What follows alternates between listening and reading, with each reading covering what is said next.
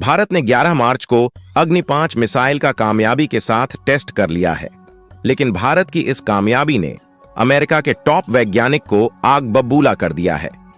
लंबी दूरी की बैलिस्टिक मिसाइल अग्नि 5 के कामयाब परीक्षण के बाद भारत ने प्रतिष्ठित MIRV न्यूक्लियर क्लब में शामिल होने के लिए अपनी दावेदारी का ऐलान कर दिया है और भारत की इस क्षमता को लेकर कहा जा रहा है कि अब भारत अपने 2 आक्रामक परमाणु शक्ति संपन्न दुश्मनों चीन और पाकिस्तान के खिलाफ एक और विनाशक हथियार हासिल कर लिया है।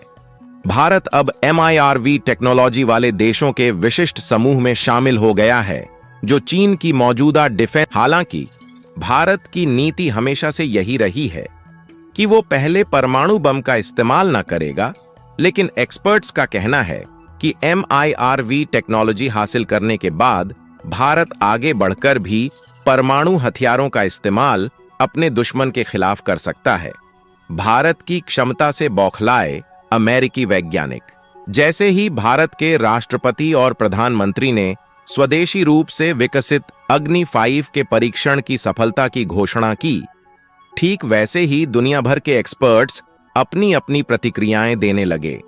हालांकि भारत ने अभी तक इस मिसाइल की सीमा और यह कितना हथियार एक साथ ले जा सकती है इसका खुलासा नहीं किया है, लेकिन फेडरेशन ऑफ अमेरिकन साइंटिस्ट्स के न्यूक्लियर इंफॉर्मेशन प्रोजेक्ट के डायरेक्टर हंस क्रिस्टेंसन ने भारत के अग्नि 5 मिसाइल टेस्ट को लेकर निराशा जताई है।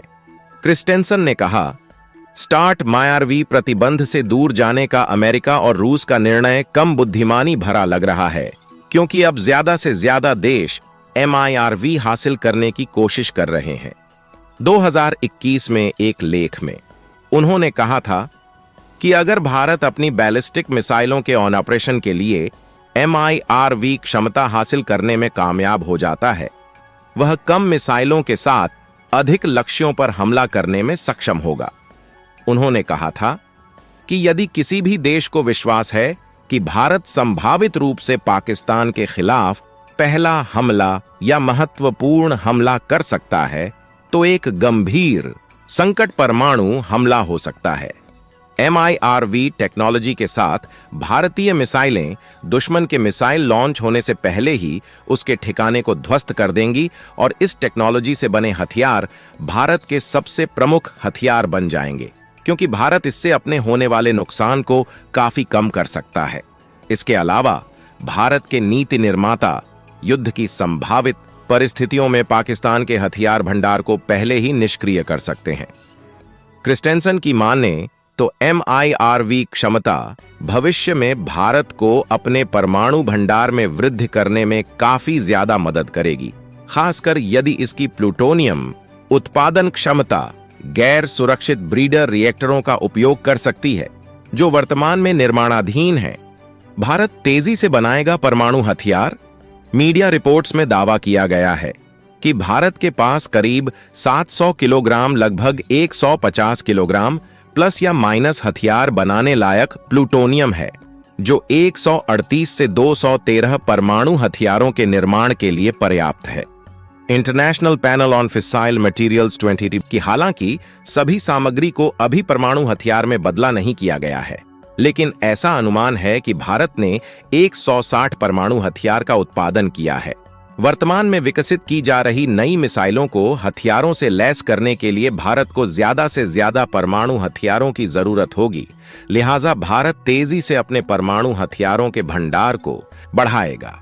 भारत के हथियार ग्रेड प्लूटोनियम का स्रोत मुंबई के पास भाभा परमाणु अनुसंधान केंद्र परिसर में परिचालन ध्रुव प्लूटोनियम उत्पादन रिएक्टर और 2010 तक उसी स्थान पर CIRUS रिएक्टर रहा है। रिपोर्ट के मुताबिक भारत की योजना कम से कम एक और रिएक्टर का निर्माण करके अपनी प्लूटोनियम उत्पादन क्षमता का विस्तार करने की है। Prototype fast breeder reactor PFBR में ईंधन पहले ही लोड किया जा चुका है, जो जल्द ही काम करने लायक स्थिति में होगा। एक बार चालू होने के बाद भारत रूस के बाद वाणिज्यिक रूप से संचालित फास्ट ब्रीडर रिएक्टर क्षमता वाला दूसरा देश होगा। परमाणु मिसाइलों, मिसाइल रक्षा और तोप खाने पर भारतीय विद्वान देबलीना घोषाल, जिन्होंने अंतर्राष्ट्रीय सुरक्षा में बैलिस्टिक और क्रूज मिसाइलों की भूमिका नाम की एक किताब भी लिखा है। उनका मानना है कि MIRV मिसाइल दुश्मन की मौजूदा मिसाइल रक्षा प्रणाली को भेदने में मदद कर सकती है, जिससे भारत की प्रतिरोधक क्षमता मजबूत होगी।